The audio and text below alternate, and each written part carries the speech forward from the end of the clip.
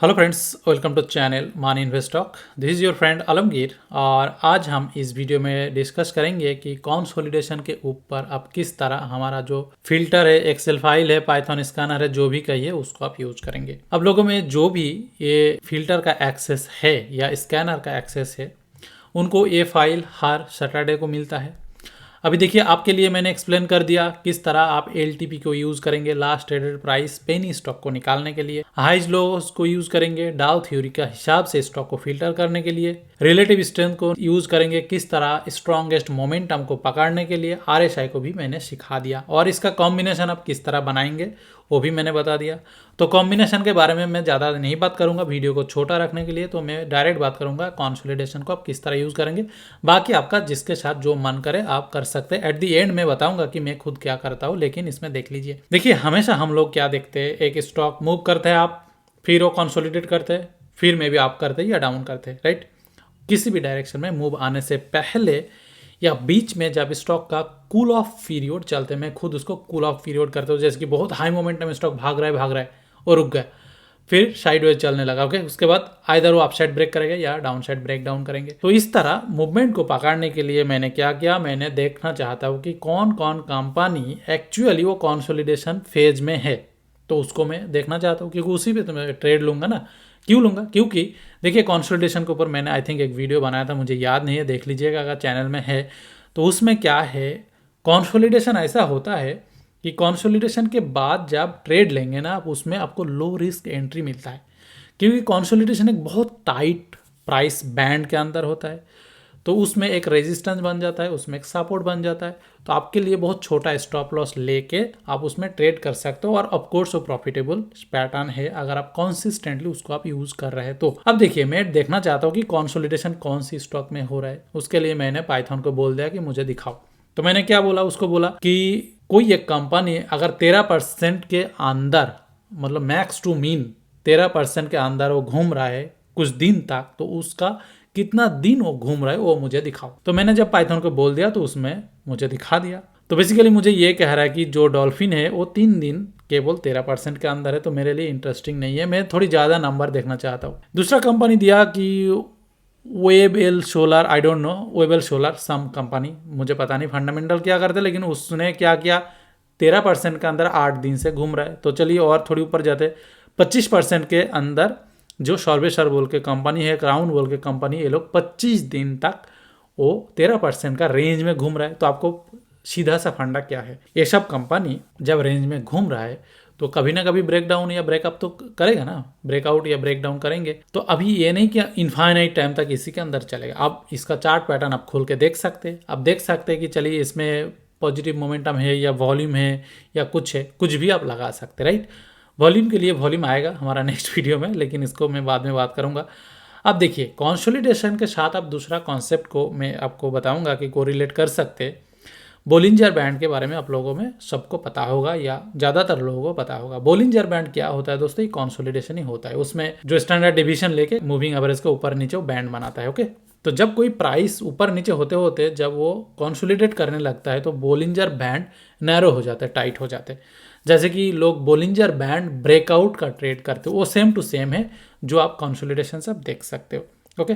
तो Bollinger band अगर वाला कंपनी आप ढूंढना है तो आप देखिए किस में ज़्यादा कंसोलिडेशन आ रहा है, उसमें आप देखेंगे, खोल के टेस्ट कर लीजिएगा, उसमें बोलिंजर बैंड भी नैरो हो जाएगा, छोटा हो जाएगा, ओके। उसका ब्रेकआउट में भी आप फाइंड आउट कर सकते हैं। अब इसमें क्या करते हैं, अब चलिए हम लोग देखते हैं कौन कितना कंपनी 50 दिन तक 13% के अंदर है, ओके। थोड़ी ज़्यादा नंबर ले रहा हूँ कि ताकि हमारे अंदर यहाँ पे जो 1000-1200 कंपनी है वो थोड़ी नंबर कम होकर 10-20 ही आ जाए, ओके। तो मैं क्या करूँगा, एज यूजुअल फिल्टर यूज़ करना आप सीख गए होंगे अब तक। पार्ट 1 पार्ट 2 करके देखिएगा, नहीं तो थोड़ी कन्फ्यूजन रहेगा, ओके। मैं इसमें 4-5 वीडियो बना चुका, तो ये आप पार्ट बाय पार्ट देखिए।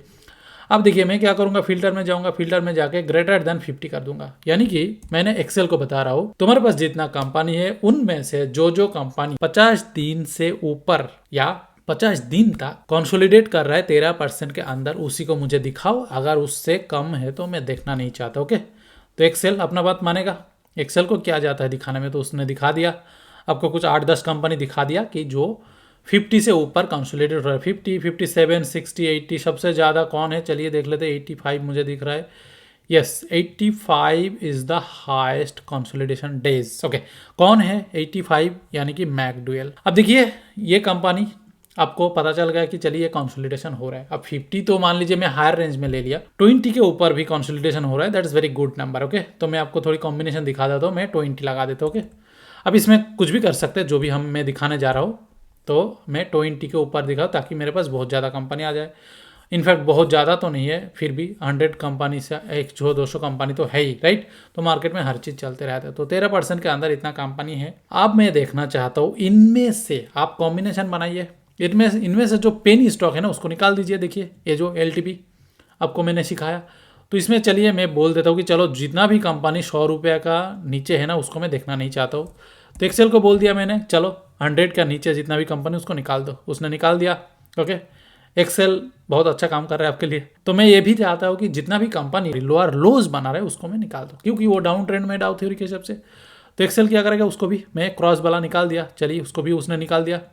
आपके पास स्टॉक का नंबर घटते जा रहा है, आप और ज़्यादा फाइन ट्यून करते जा रहे हो। ओके, अब मैंने इसमें बोल दिया कि चलो इसमें तो ये सब हो गया, इसके साथ आप क्या कर सकते हो, RSI को लगा सकते। चलिए RSI 50 का अगर नीचे है तो मैं उसको देखना नहीं चाहता हूँ, राइट।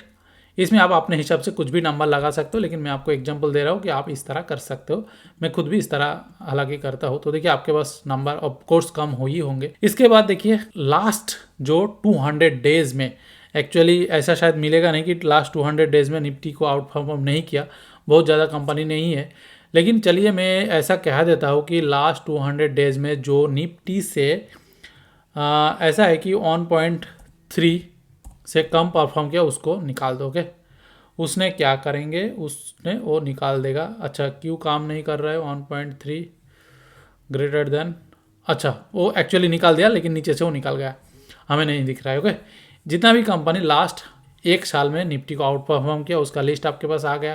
कंसोलिडेशन भी हो रहा है वो भी आ गया, यानी कि रिलेटिव स्ट्रेंथ से हमने ये बोल दिया कि चलो मोमेंटम अच्छा है, निफ्टी से अच्छा किया। ये डाउ थ्योरी से बोल दिया चलो अभी भी ट्रेंड अप है। कंसोलिडेशन से बोल दिया अभी वो कंसोलिडेशन फेज है, यानी कि मेरे पास अपॉर्चुनिटी है, वो बोलिंजर बैंड के अंदर है। LTP से बोल दिया कि पेनी स्टॉक को निकाल दो। अब चलिए हाई से अगर आपको ट्रेंड में एंट्री करना है तो ऑफकोर्स हो आप इसमें ये कर सकते हो कि आप केवल ट्रेंड फॉलोअर हो के, तो जितना भी इक्वल हाई ना उसको आप लोअर हाई इक्वल हाई ये सब को आप निकाल दो। अब अगर इस तरह लोअर हाई इक्वल हाई को निकाल देंगे तो आपके पास क्या हुआ, cable and cable higher high जो बनाए वही कंपनी है। तो ये क्या है, ट्रेंडिंग आप according to Dow theory it's higher high higher lows, तो वो भी मिल गया। अगर चलिए इसमें आपको केबल एंड केबल ये चाहिए कि जितना भी इक्वल हाई बना रहा है उसको आप देखना चाहते हो। देखिए इक्वल हाई बना रहा है, यानी कि वो असेंडिंग पैटर्न भी बन रहा है, कंसोलिडेशन भी कर रहा है, राइट। तो that is very very good company. तो आप अगर एक कंपनी का लिस्ट को जाके देखोगे तो आप देखेंगे उसमें अच्छा ट्रेडिंग अपॉर्चुनिटी है। तो बेसिकली मैं खुद इसी तरह कॉम्बिनेशन बना के यूज़ करता हूँ, तो उम्मीद करूँगा कि आप भी इसको यूज़ करेंगे। देखिए आप लोगों में जो भी इसमें सब्सक्रिप्शन लिए हैं उनको और क्या दिया जाता है, एक्सेल फाइल तो आपको हर सैटरडे दिया जा रहा है, जिसमें आप ये सब वीकेंड में एनालिसिस कर सकते हो बेस्ट टू बेस्ट कंपनी को फाइंड आउट करने के लिए थ्रू आउट द मार्केट। आपसे छूटेगा नहीं कोई कंपनी। लेकिन आपको इसके साथ गूगल शीट में 3 स्कैनर दिया गया, निफ्टी टॉप 200 का लिस्ट, 300 का लिस्ट, 500 का लिस्ट, राइट। उसमें अगर लिंक में जाके आप क्लिक करेंगे तो ये लिस्ट आपके लिए खुल जाएगा, ये लिस्ट आपको दिख जाएगा सेम टू सेम, यहाँ पे भी आपको दिखेगा। But this is live market, right. लेकिन एक चीज़ है, दुख की बात ये है कि इसमें आप फिल्टर नहीं कर सकते हो, मैं केवल मैं ही कर सकता हूँ, राइट। देखिए ये मुझे रखना पड़ा ड्यू टू सम रीजन। लेकिन आप इसमें एक काम कर सकते हो, ये जो कलर का हाईलाइट है ना ये सब देख के, और देखिए मैं जहाँ पे कंसोलिडेशन है ना ये इसमें मैं 50 डेज का दिखा रहा हूँ। 50 दिन में जो भी कंसोलिडेशन हो रहा है, जो 18% के अंदर हो रहा है वो आपको नंबर दिख रहा है, 17% वो ग्रीन कलर में वो नंबर आ रहा है। ओके, व्हाइट यानी कि वो थोड़ी ज़्यादा है, उसको मैं देखना नहीं चाहता हूँ।